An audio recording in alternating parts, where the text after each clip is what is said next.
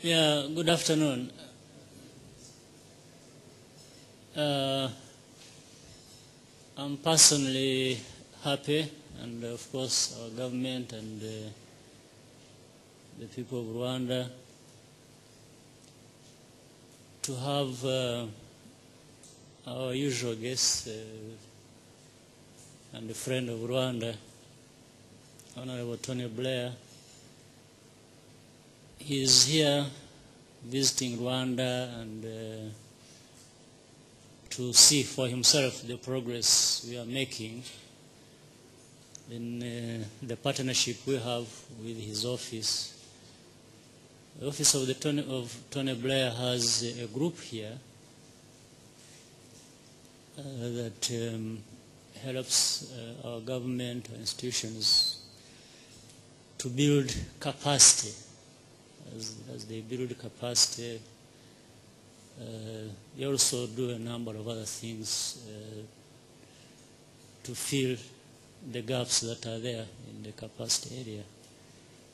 And the Honorable Tony Blair himself has been a very strong force behind this. Secondly, we work with Tony to mobilize investments for Rwanda. We need capacity, we need investments, all that put together certainly help our development process and the growth of our economy. So really that's why Honorable Tony Blair is here mainly, and we have other guests, we can talk about them as well. But Honorable Tony Blair, I just wanted to welcome you. Thank you. Well, thank you very much, Mr. President. Good afternoon, everyone. It's a real privilege and pleasure for me to be back here in Rwanda again. The President is a remarkable man with a great vision for the future of this country, and it's an honor for us to have a team here that work alongside his key people in government to try and make sure that the vision that he has is realized and comes about. Over these past years, Rwanda has made extraordinary progress. You only have to be in Kigali and then go outside to realize how significant that progress is. But I know the President is the first to say we have come a long way, but there's a lot further we have to go and a lot more we have to do. And what we're trying to do in our way is to try and make sure that the potential of the country is developed to the maximum degree. The Rwandans are a people who have known some very hard times, some very difficult times. They are now experiencing better times. The purpose of what we're all trying to do is to make this country, however, the best it can be. And I think the potential is huge, and the opportunities are there. And I feel myself that under the President's leadership, this country is just on the verge of really great things for the future. And if we can play a part, no matter how small in helping that, then it will, as I say, be a great honor to do it. So, Mr. President, thank you once again for your kind and gracious welcome here, and thank you also to all of your ministers and colleagues who've been so helpful to us and have worked so hard with us. And I can tell you that you have a group of people here who really want the best for this country, as I know you do too. So thank you for having me here, and it's been a great pleasure to be here. Thank you very much. Welcome again. I'm Shaka Kanuma of the Rwanda Focus newspaper, and I would like to talk about the Africa Governance Initiative. Now, I would like to know, Mr. Blair, in what way this is different from the usual kind of outside help, whereby consultants drive the dialogue, oftentimes actually giving short shrift to homegrown ideas. really the whole purpose of our initiative is to be very different from that. And we see our job not to tell people in Rwanda what to do, but actually to help get done what the President of Rwanda wants to do. So it's very much in a supportive role. Our people come here and they stay here, they live here.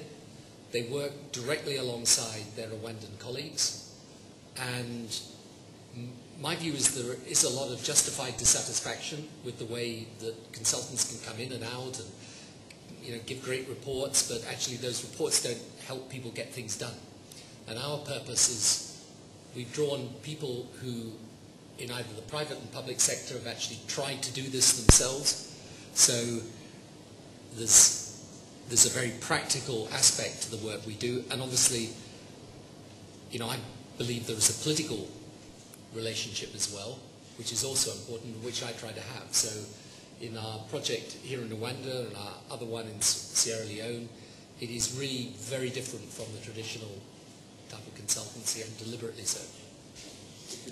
Actually, that question probably should have been put to me to confirm to people listening that indeed the kind of partnership we have with the office of Tony Blair is entirely different from what people are used to do, are used to of consultancies and so on and so forth. So I just wanted to confirm that what Tony Blair has just said is true. We work in very strong partnership where not only gaps are filled, but more importantly, there is transferring of skills, of mentoring, of doing the very things that are actually measurable, so that over time we know this kind of impact has been made. And we came together on this purposely and deliberately, because we had the same understanding that this is the best way to go forward if our countries, mainly African countries, and particularly in Rwanda, we know without building our own capacities, then development will remain something people just talk about and never realized. So it's really a conscious decision on both sides. It's a very clear understanding between the two of us that this is the way to go and this is what we intend to do and achieve. Yes, thank you, Mr. President. This again is for you, Mr. Blair. How much of a challenge does it seem to be to promote the idea that Rwanda is ready for business, that its institutions are sound, and that you can safely invest in this country, being very sure that you have tenure of property and all the kinds of things that are good for business? Well, I think that case can be a lot easier made today than a few years back. I mean, the President himself personally has great credibility. That's an asset for the country. And I think when people come and see what is happening, then they get a lot of confidence from that. So, I think, of course, there are challenges in getting people to invest, but I think it's very clear now that the Rwandan government is positioning itself to take advantage of the opportunities and to be able to present itself to the world in the right way. And I think this is a country that is fascinating and exciting, and those opportunities are there. So I would say to you, yes, again, of course, we acknowledge there's still more to do, but I think I personally have no difficulty making the case with confidence as to why people should come and invest in Rwanda today. My name is Magnus Mazimaka. I work for The Independent. My first question, the West has been teaching about market liberalization. And do you think the credit crunch proved this a wrong system? And do you think a mixed economy can be a little bit better maybe for Africa that is a growing economy? I mean, my actual view about this argument is that I'm a third wayer, you know. So that's my. I'm in favour of an enabling and empowering government to do what government should do, and I'm in favour of a strong and enterprising private sector to do what private sector should do. And actually, I think we can make too much of this thing that it's a choice between a state-run country. Its history at a certain point. I mean, all countries are the same in their different ways of doing things, and Britain's got the same issue, actually, you know, for what we were as a country, what we become in the future. I mean, all countries undergo this process of re-evaluation and change. And I think the key to success is to have a strong strategic vision and to be prepared to do what is necessary to carry it out, not by reference to the past, but by reference to what the circumstances of the present demand. And that's why I think, you know, when the president in the retreat a few months ago set out a vision, right? People in the Rwandan government know what is expected of them. They know what the vision is. They know what the strategy is. They know what the priorities are. The rest is about doing it. Now that's the tough part, but the thing about, you know, what I've found here is that people really want to get it done, and they don't want to quarrel about it, they just want to go and get it done. I think what can be difficult in post-conflict situations is when people are still kind of looking back, then they find it harder. Thank you. My name is Daniel Gakuba, and I work for Radio Rwanda, that is a national radio.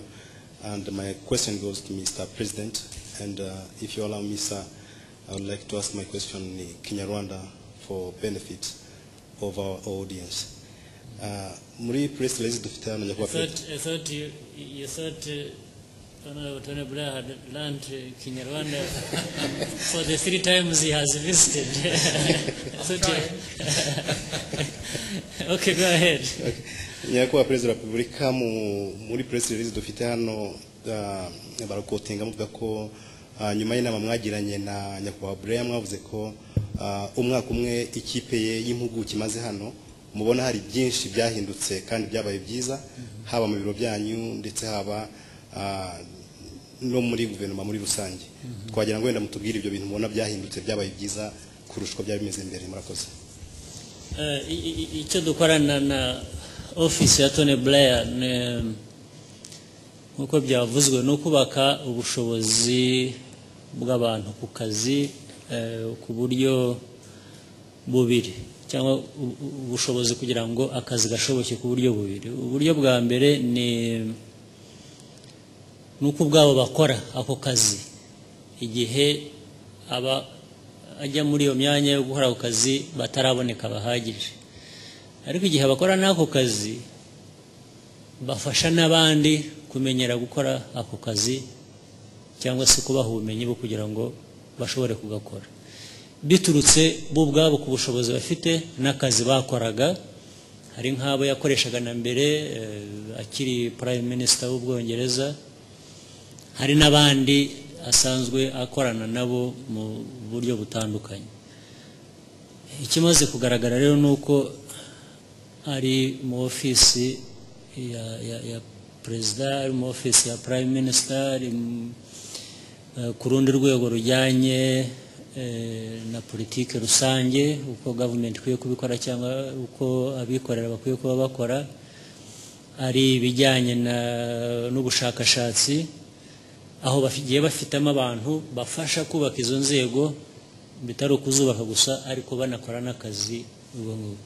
Ikimaze kugaragara rero nuko ibintu bisigaye byihuta kandi byihutishwa nuko ikigomba gukorwa abagikora barahari kandi bariyongera kuko bariho bahabwa ubwo bushobozi n'uburyo bwo noneho bw'imikorere ubwabyo biratunganywa ku buryo abantu bamaze kugira umurongo bakoreraho kubera ibyo bagiye bashyira mu buryo abantu bahereyeho.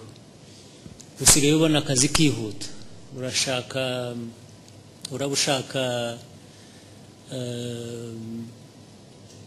kubaka politike runaka mu kintu runaka, haba muri government, haba muri private sector. Icyo gihe bakaguha ibitekerezo byagenderwaho kubera ubushobozi bafite. Hari mu bushakashatsi ku kintu runaka kigenderwaho kugira ngo tugire amajyambere, urabasaba akazi, hari abantu bo mu office ya Tony Blair cyangwa ari abanyarwanda bakorana nabo, uwo mwanya bakaba baguhaye icyifuzo kandi kizwe neza mu buryo bushyizwemo ubwo bushobozi n'ubuhanga. Ibintu rero bigaragara nuko ibintu rwose byihuta akazi gasigaye. Je natanga nk'urugero ko mu biro byanjye akazi gasigaye koroshye. Ubundi numvaga ari nk'umuzigo umuntu yikoreye, kubera ko ugashakisha hirya no hino, abantu rimwe na rimwe bakaguha ikintu kituzuye kubera ubushobozi nyine bucagase. Ariko hari intambwe ndende imaze guterwa ku buryo bushimishije. I'm called Hamza Ndangiza, Contact FM. My first question is to Mr. Blair. Rwanda has often come under a lot of criticism from Western governments and human rights groups over unfounded allegations based on distorted information from DRC chaos to human rights, press freedom, and lack of democracy. Do these people ever seek your opinion to get varying views? Second question to His Excellency. Your government has done a lot to uplift the standards in the way you do work, and mostly it is run like a serious business. But the problem is the private sector remains very weak and at times very disorganized. Don't you think that at one time you are going to put everything in place for the private sector, but you find there is no one really to use some of the facilities and some of the things you are putting in place for them? Thank you. Mm-hmm. I think on the question to me, I mean, yes, obviously I explained to people how I see the situation in Rwanda, and I think Rwanda can be very proud of what it's achieved, and the President particularly can be very proud of what he has achieved. And I think sometimes, look, we all get this in our countries. People from the outside don't often understand the proper implications of what's happening. So my view is that given the very special, I would say unique circumstances of Rwanda's recent history, you know, this country places a very, very high premium on stability and on order, and that's for the benefit of the people. And I think sometimes people from the outside don't quite understand it in that way. So yes, what I often do is I try to explain to people what's happening here in Rwanda, what's really happening, and also the fact that 15 years on from the terrible events that happened, look at the progress that's been made. Now, it's only been made because of the stability and order that has been here. So, you know, I don't doubt there will be a whole process of evolution that takes place over time, but what Rwanda's done is very precious and has to be preserved. Yeah, there are weaknesses in both, or there have been weaknesses in both private and public sectors. And our approach is not to improve one sector and leave behind another.